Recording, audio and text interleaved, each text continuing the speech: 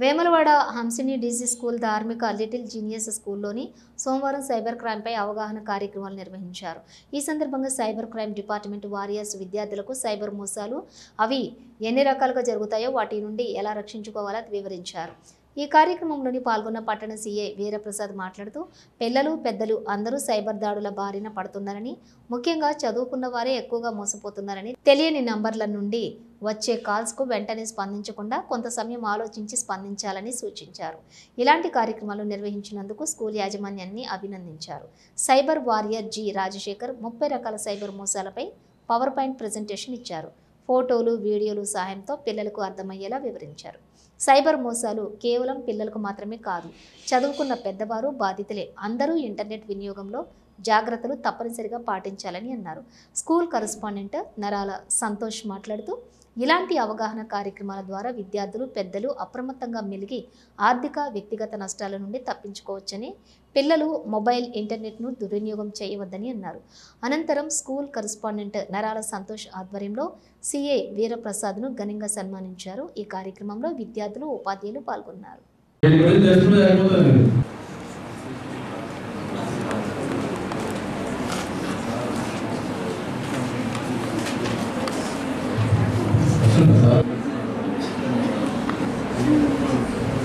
Next slide. Giving time is there. That's the objective program.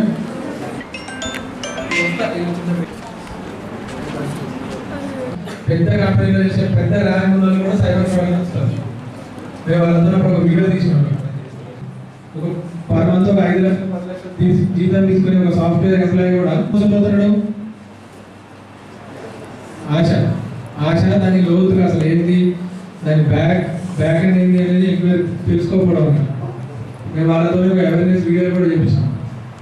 చేసినప్పుడు మీకన్నా పెద్ద expert మీరు 5 లక్షలు ఎక్కడ ఉన్నాడు మెయిన్గా మనకి సౌత్ స్టేట్స్ కూడా అక్కడ వెళ్తారు. రోజు మనకు కొన్ని వందలు వేలు లక్షల్లో సైబర్ ఫ్రాడ్ తెలియకుండా కొన్ని మన పబ్లిక్ సంబంధించిన చిన్న ఏదో ఒక టూల్ చిన్న డోర్ లాగా బ్రేక్ చేసి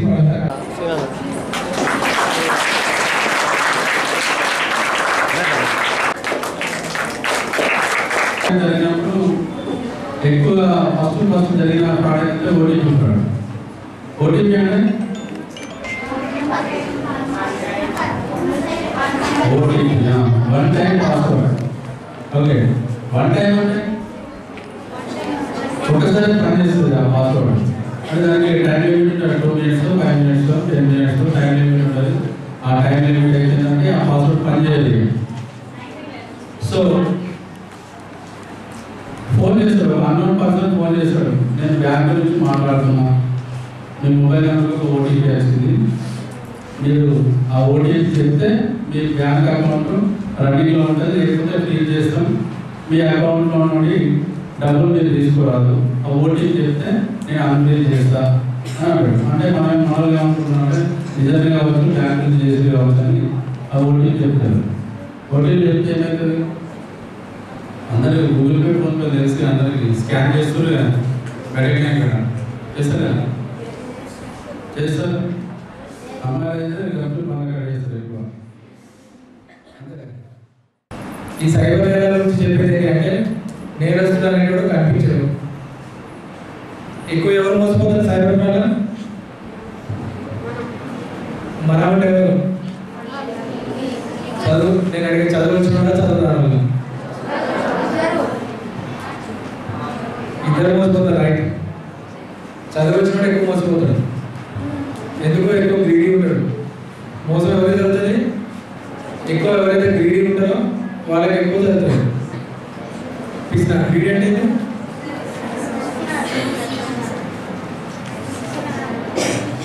ఆశ ఎక్కువ ఉంటుంది. చూడండి, ఆశ ఎక్కువ ఉన్నాడు, పైసలు ఉందిగా ఈజీ మనీ ఎట్లా సంపాదించాలి అని ఎక్కువ ఆలోచన ఎవరు ఉంటుందో వాళ్ళు ఎక్కువ మోసపోతారు. మన మదర్ ఫాదర్ చదువుకోలేదు, వాళ్ళకి ఆ పిన్ నెంబర్ తెలియదు, ఓటీపీ నెంబర్ తెలియదు, ఏం తెలియదు. వీళ్ళైనా డబ్బులు చేయాలన్నా ఎవరైనా అడుగుతారు, బ్యాంకు వెళ్తారు, లేదా ఏటీఎం అడుగుతారు, జర 10,000 తీసేయాలంటే తీసిస్తారు, నడిచిపోతారు.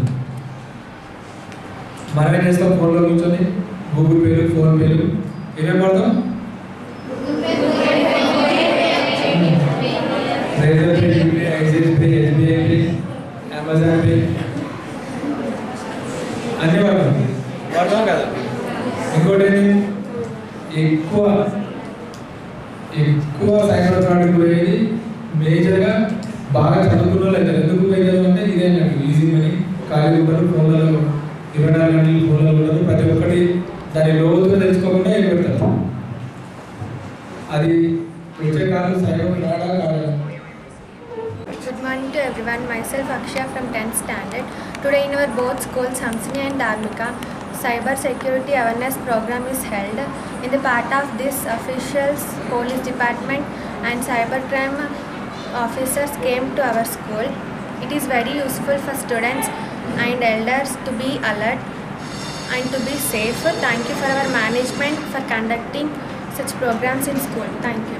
Myself Priyadatri and I am from 9th standard. Today in our both schools, Hamsini and Dharmika conducted cybercrime awareness program. In this program, the cybercrime officials and police department came and given awareness about cybercrime.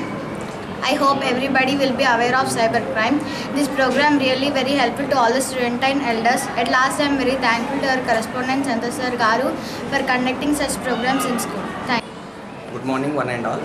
Today in our schools, Hamsini and Dharmika Little Genius, we have conducted cybercrime awareness program. In the part of it, cybercrime department officials came to our schools, and our town CI Veeraprasad sir came, and they have given awareness to our children regarding frauds related to the cyber. They have given information that is not only related to the children but also elders, especially educated person.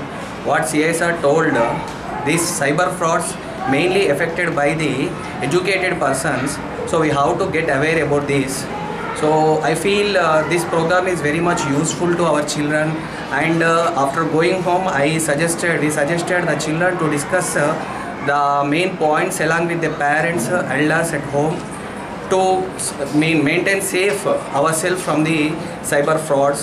So regarding this, and in the part of cyber awareness program, around 30 type of cyber frauds, how they will attack to the people, that cybercrime official Mr. Rajshekar sir explained to our students very well.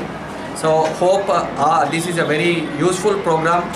In moving forward also, we will choose the best programs that will be conducted in our schools, and we are very much thankful to the cybercrime department, special Rajshekar sir cooperated very well, and our special thanks to town CA Veeraprasad sir in this regard. Thank you one and all, and I suggest all the children use these type of programs and maintain the same, protect yourself, save yourself. Thank you.